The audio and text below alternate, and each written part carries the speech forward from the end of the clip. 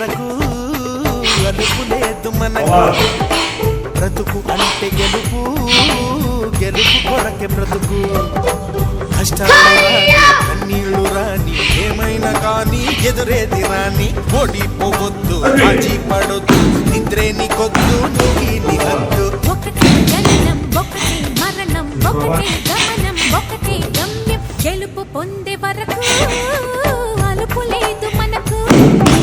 బ్రతుకు అంటే గెలుపు, గెలుపు కొరకే బ్రతుకు. Take this in. Yes, yes.